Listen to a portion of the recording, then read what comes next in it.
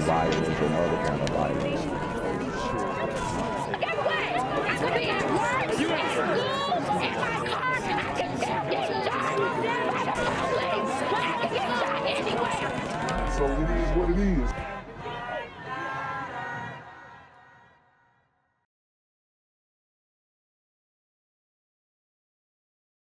What's good, YouTube? It's a Black Gen Z Mindset. Make sure you go ahead and like, comment, share, subscribe, and let's get into the video. Stripped, bound, and unable to escape. Please. Money guy. Police say the woman in this video, which we've blurred, is Janice David. You can hear her begging for her life. No money guy. I started that night. Please. He choked her, he beat her, and he stabbed her.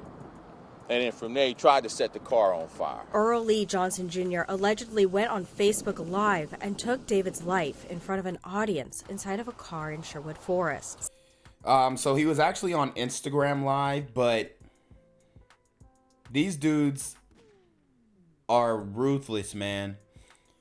Killing somebody on Instagram Live, stabbed her, beat her, choked her. These super gremlins are on demon time. Stabbing her roughly 50 to 70 times, according to a source who asked to remain anonymous. Apparently, they were involved in some drug usage together for a couple of days, and as end result, as everyone has seen on Facebook Live, is very gruesome, very, very evil act. At one point, over 200 people watched the live as comments scrolled across the screen saying WTF and OMG as David slowly started to fade away. You can see her hands tied together with cords and blood in her hair as Johnson Jr. mumbles nonsense to the spectators. Eventually, someone notifies Facebook, who turned to the police. This dude is insane. Someone who saw the video notified Facebook. Facebook then notified State Police. State Police notified EBR. EBR conducted their investigation. They found the vehicle with the deceased inside the vehicle. They contacted us. We launched our investigation. Johnson Jr. was already in police custody for suspected car thefts when authorities were notified of the alleged murder. Wow. So he didn't stop while he was ahead. He just kept going. And y'all talking about these criminals can be reformed. Oh, excuse me, these super gremlins on demon time can be reformed. Get the We interviewed him. He admitted to committing the killing. And then from there, as you see, we walked him out, and he's now in police custody being charged with first-degree murder. Friends and family of Janice David want to remind others who may be struggling with drug addiction, it does not matter how long you have been using, there is always time for you to reach out. Don't cry. Don't make me cry. Don't cry. The woman was literally just killed on Instagram Live. You still got me. You didn't have to do my friend yet. She was still a person. And she still mad. Raven Duncan, Skylar Hansford are trying to wrap their heads around what happened to their friend Janice David. But to fix stuff like this, y'all just don't give up on the people. Still be there. The people matter. Earl Lee Johnson Jr. posted a video on social media. Police say as it aired, he was beating, choking, and stabbing Janice. The two had reportedly been on a drug binge for several days. You must have gave up on her as a human being. Seeing her as a human being with a problem, you gave up and just felt that her life was nothing. Janice's friends were aware of her struggle with addiction, but they never gave up on her, believing there was still time for Janice to turn her life around. We both just took her to go sign up for a class at her parole and probation officer. It ain't been 2 weeks since we did this. She was supposed to be in class this week. Never made it. One thing I remember about her was always her smile and always wanting to get out of, that life. I know that feeling. Certified peer support specialist Tanja Miles says she tried to help Janice over the years with her addiction. She says it's important to remember there's always time to turn back, no matter how long you have been using. She has lost her life in this horrific way. She was basically robbed of seeing the recovery part of what, overcoming addiction looked like. Miles says any type of user needs love and support in order to get through the recovery journey. I don't care if we got to try it 1,000 times to get you help, we still gonna keep trying. You still a human being just like us, man. If you are interested in seeking treatment for addiction, we do have a list of the places you can call on the 9 News app. Brianne Bazette, WAFB 9 News.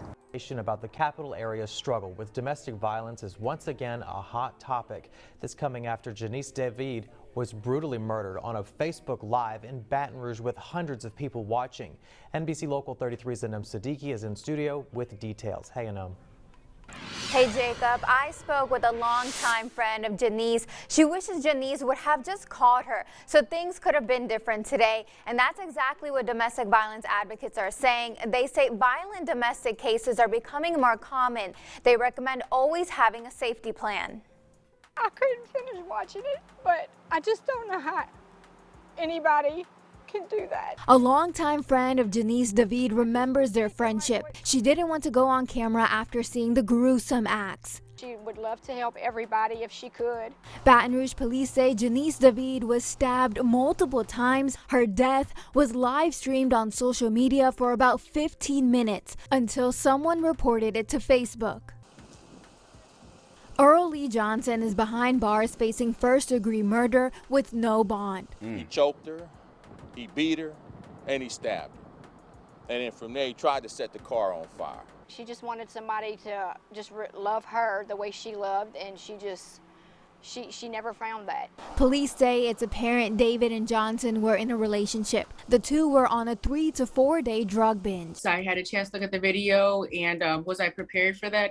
I've been doing this for a long time, and no, I wasn't. Priscilla Ray with the Iris Domestic Violence Center says domestic violence cases are becoming more brutal. It's unclear if Johnson had a history with drug abuse, but Ray says around 50 to 70% of their victims have abusers who deal with a drug or alcohol problem. But I believe that, victims, that for them is an excuse to, excuse the behavior, which makes it, well, when he's not drinking or he's not on drugs, he's fine. You cannot predict what somebody is going to do when they're on drugs. Ray says if you are in a similar situation and not ready to leave, you should have a safety plan. If you have a friend or if you know somebody who you trust, you need to let them know what's going on. Know your worth. Know you are worth more than this. I love you, Janice, and I will always remember the special friendship that we had.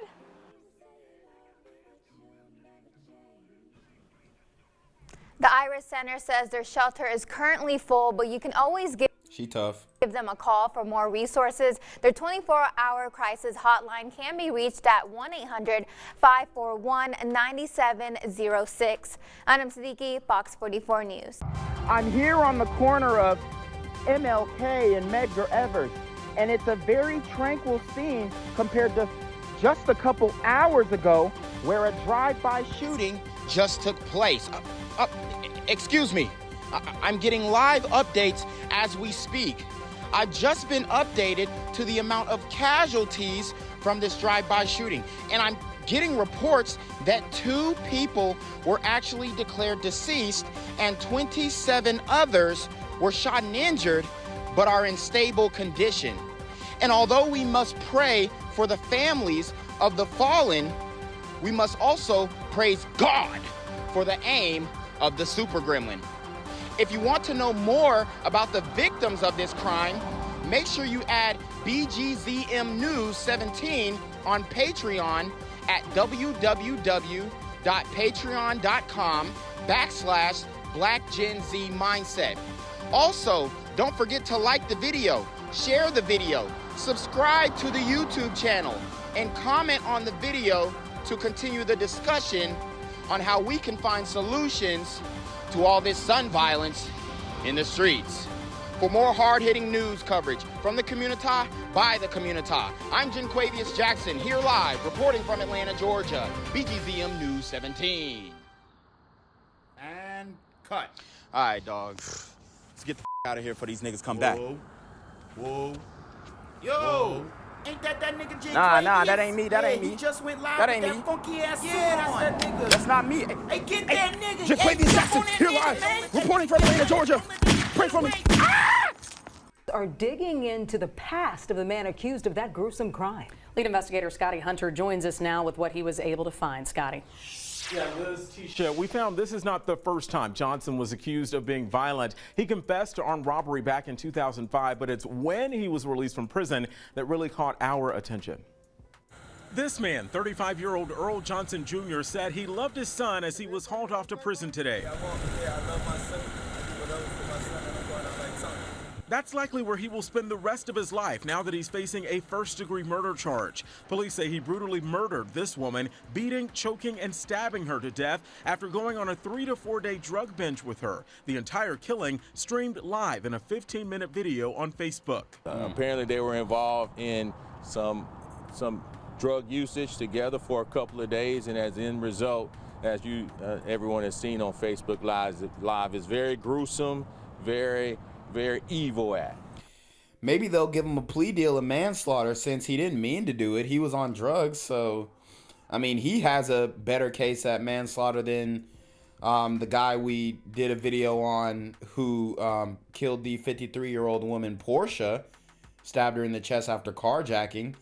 He has a better case for manslaughter than that guy. The 9 News investigators have learned this is not Johnson's first run-in with the law. He was locked up back in 2005 on several armed robbery charges.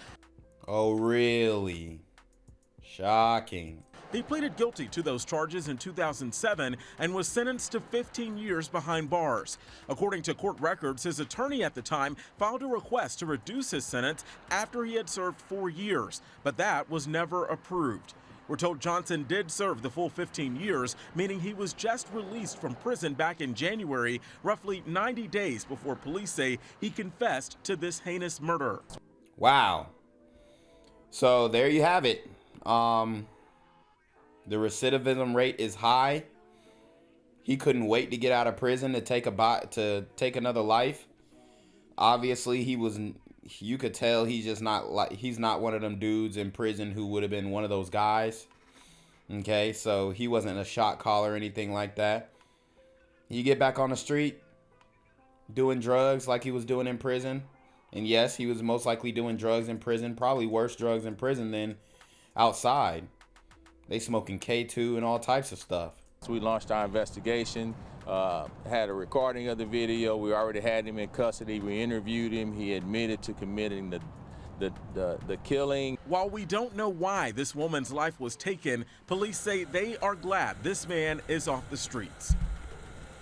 Now, it's unclear if Johnson and the victim had been connected outside of those 3 to 4 days they did drugs together, but certainly, guys, just a disturbing case all around. Yeah, it absolutely is, Scotty. Thank you for that. Here at noon, I'm Scotty Hunter. We start with this man, Earl Lee Johnson. He is behind bars right now, charged with first-degree murder. Johnson is accused of killing a woman near the Sherwood Towers apartments, and police say he streamed the entire gruesome attack on Facebook Live. Our Brianne Bissett has been following this one for us. She has what we know right now. Baton Rouge police say they are glad and relieved to get 35-year-old Earl Johnson Jr. off the streets after a gruesome murder last night. Baton Rouge police officers got the call last night before 10 about the body of a dead woman inside of a car in a parking lot of Sherwood Towers located just off South Sherwood Forest Boulevard. Turns out the body was that of 34-year-old Janice David. Police say Johnson streamed a 15-minute video of David's death to Facebook Live. A source close to the case tells us the woman's hands were bound to the steering wheel and she was found naked. What we do believe is that they had been on at least a 3 to 4 day drug binge together. And from there, during the course of those events, at the end of it, he choked her, he beat her, and he stabbed her. BRPD says Johnson also tried to set the car on fire in the parking lot. Wow. So not only did he have to kill her, but the super gremlin tried to get rid of the evidence by setting the car on fire. Police are still waiting on autopsy reports to figure out what type of drugs they were using at the time and the... Yeah, I gotta know what they was on. See, back in the day, there was a term, and you know, if you guys don't believe me, you can ask the Hot Boys, Lil Wayne and them group.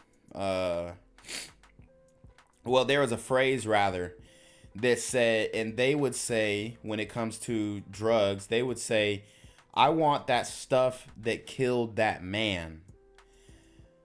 I want to snort that stuff. I want to smoke that stuff. I want to do that stuff that killed that man.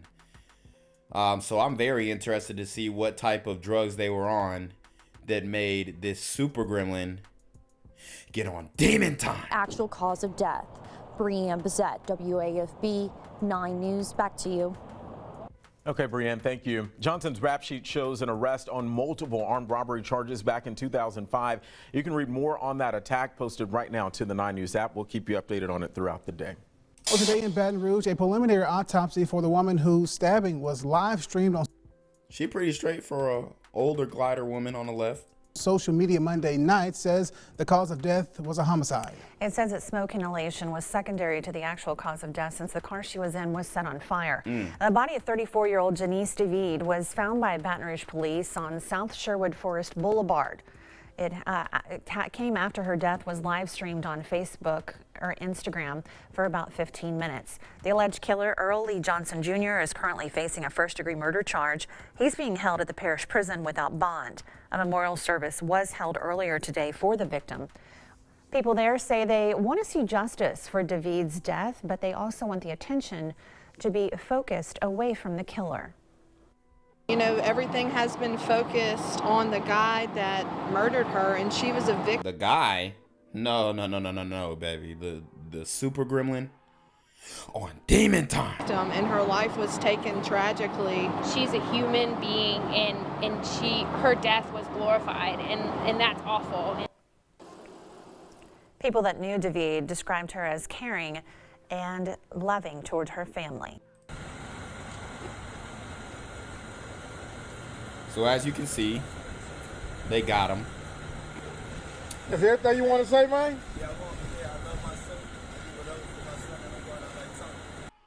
God, this man got kids. He said he loved his son, if y'all couldn't pick that up.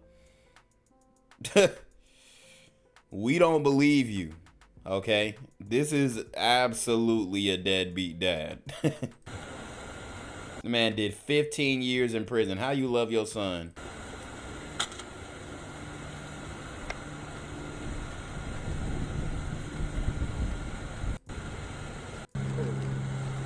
Just, you know, the fact we heard everything about Les IM is awful. Tell me the process. Walk me through it. Well, very gruesome. Initially, we made contact with this individual around 5 p.m. yesterday evening. He apparently had stolen someone's car. The victim came out, saw that he was in the car, notified authorities. We put a bolo out for the vehicle. We made contact with that vehicle. It was a sharp pursuit. After that, we were able to apprehend him. So we had him in custody prior to learning of his actions involved with the Facebook Live video. So they didn't even know what he had done when they arrested him. They arrested him on some whole other stuff. From there, someone saw the video, notified Facebook. Facebook then notified State Police. State Police notified EBR. EBR conducted their investigation. They found the vehicle with the deceased inside the vehicle. They contacted us. We launched our investigation. Had a recording of the video. We already had him in custody. We interviewed him. He admitted to committing the killing, and then from there, as you see, we walked him out, and he's now in police custody being charged with first-degree murder. Can you tell us what time Facebook notified police and how soon afterwards you started?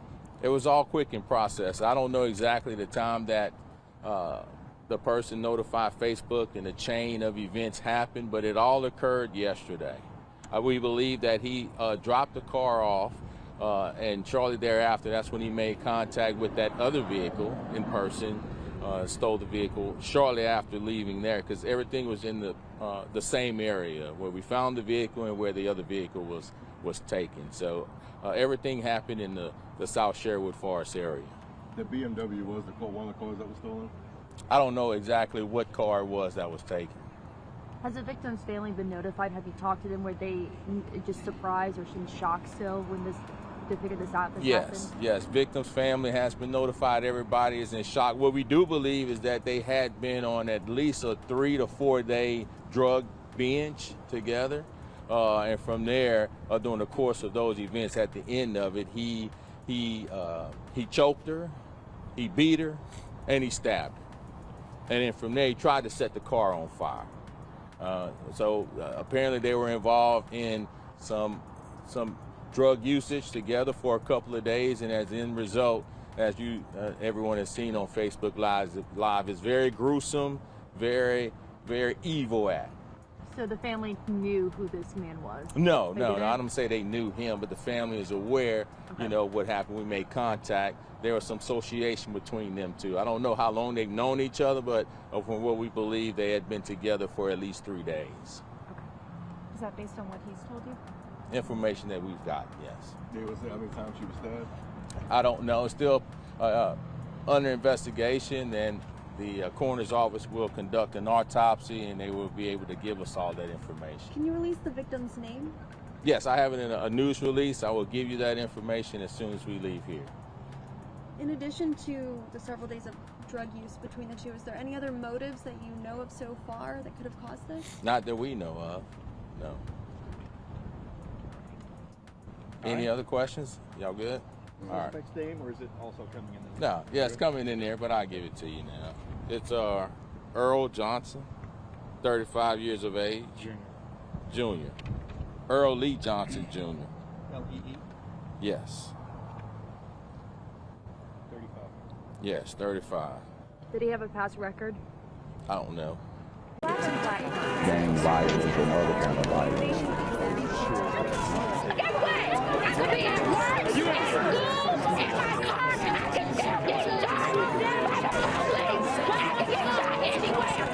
So it is what it is.